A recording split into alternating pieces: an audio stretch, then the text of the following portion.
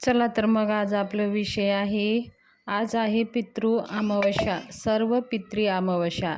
ह्या अमावस्यावरती आपल्या पितरांना सद्गतीसाठी, पितरांचं कृपा आशीर्वाद प्राप्त करण्यासाठी आणि पितरांना निरोप देण्यासाठी आज संध्याकाळी आपल्याला ह्या वस्तू घरामध्ये जाळून घरामध्ये धूर करायचा आहे.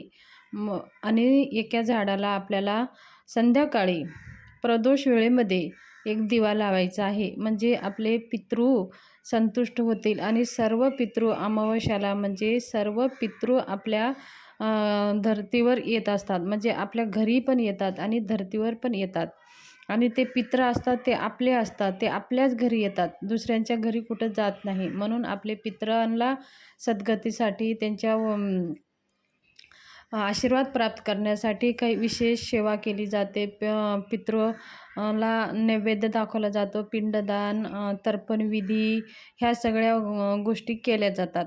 पण काही कारणाने ह्या सगळ्या गोष्टी आपल्याला करता जमत नसेल तर आपल्याला ह्या साध्या सोप्या उपाय करूनसुद्धा आपण आपल्या पितरांना संतुष्ट करू शकता.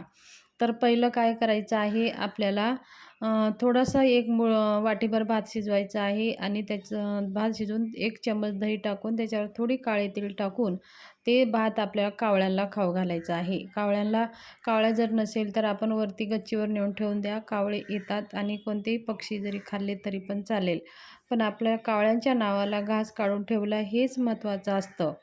त्याचबरोबर दुसरं म्हणजे आपल्या पितरांचं जे काही आपल्या घरामध्ये पूर्वजांचा फोटो आहे त्या फोटोला साफ पुसून घ्यायचा आहे. एक दक्षिणेकडे मुख करून एक राईच्या तेलाचा दिवा लावायचा आहे आणि त्यांना एक घरामध्ये सुद्धा एक नैवेद्य दाखवायचा आहे. नैवेद्य तुम्ही जे काही तुमच्याकडे अवेलेबल आहे, तुम्ही बनवला असाल, काही पुरणपोळी बनवला असेल किंवा जरी नाही बनवलं असेल तर थोडासा भात आणि दही आणि बनवून ते नैवेद्य आपल्या फोटोला दाखवायचं आहे आणि नंतर ते नैवेद्य नेऊन गायला खाऊ घालायचं आहे.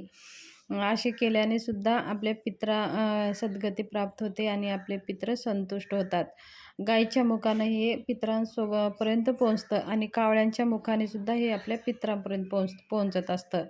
आणि दुसरं एक नैवेद्य आपल्याला घ्यायचं आहे, ते फोटोसमोर ठेवायचं आहे आणि ते दुसरं नैवेद्य आपल्या आघाडी द्यायचं आहे. आघाडी म्हणजे घरामध्ये जो काही आपलं हे असतं, धूपदाणी असते, म्हणजे छोटंसं कुंडा म्हणजे हवन वगैरे आपण करतो बघा तसं. त्याच्यामध्ये एक गौरी किंवा लाकड पेटवायचं आहे आणि त्याच्यामध्ये ते एक नैवेद्य जे दाखवलेलं आहे दही भाताचं, ते नैवेद्य तुमचे सासू-सासरे गेले असेल तर त्यांच्या नावानं, तुमचे आई-वडील गेले असतील ते आई-वडिलांच्या नावानं, अशा सगळ्या तुमचे जे काही 7 पिढींचे जे तुम्हाला नावं आठवतात, त्यांचे रिश्ता तुमच्याशी आठवतात, त्यांचं नाव घेऊन आपल्या त्या अग्नीमध्ये प्रज्वलित करायचं आहे.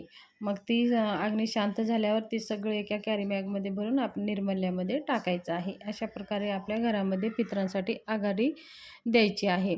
दुसरं म्हणजे आपल्या घरामध्ये पितृदोष नाहीसं होण्यासाठी एक 4-5 कापराच्या वड्या घ्यायच्या आहेत आणि एका पंथीमध्ये किंवा तुमची जी धूपदाणी आहे त्याच्यामध्ये घ्यायचं आहे आणि थोडीशी काळे तीळ आणि थोडीशी साखर, चिमूटभर काळे तीळ, चिमूटभर साखर आणि 1 थेंब तूप घ्यायचं आहे. हे तिन्ही एकत्र करायचं आहे आणि त्या कापरावरती जे काही आपण प्रज्वलित केलेलं आहे त्या कापरामध्ये ह्या सगळ्या वस्तू टाकायच्या आहेत. आपल्या पितरांचं नाव स्मरण करून हे संध्याकाळी आपल्याला करायचं आहे प्रदोष वेळेमध्ये. तुम्ही हे प्रदोष वेळेमध्ये करा. बघा तुमचे कुठेही पितृ असतील तर ते संतुष्ट होतील. ह्या बघा अग्नीच्या द्वारा कोणत्याही देवी देवताला पितरांना अग्नीच्या साक्षीनेच आपण त्यांना अन्न नैवेद्य देत असतो. तर ते अग्नीच्या साक्षीने ते ज्या देवापर्यंत पोहोचत असतं. म्हणून हे अग्नीमध्ये ह्या वस्तू तुम्ही टाका. तुमच्या पितरांच्या नावानं तुमचे पितृ संतुष्ट होईल आणि पितरांचं सद्गती तुम्हाला प्राप्त होईल. आपल्या पितरांचा आशीर्वाद असेल तर आपल्या घरामध्ये कोणतेही आपल्याला संकटे अडथळे येत नाही. दुसरं म्हणजे संध्याकाळी पिंपळाच्या झाडाखाली सुद्धा एक आपल्याला राईच्या तेलाचा दिवा लावायचा आहे.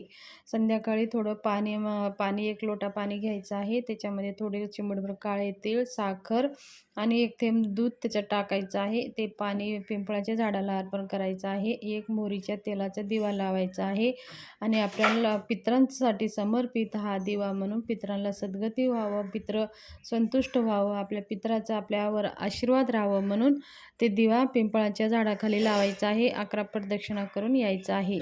तर हे सर्व पितृ अमावस्येला करायचं आहे. धन्यवाद. शुभदिवस.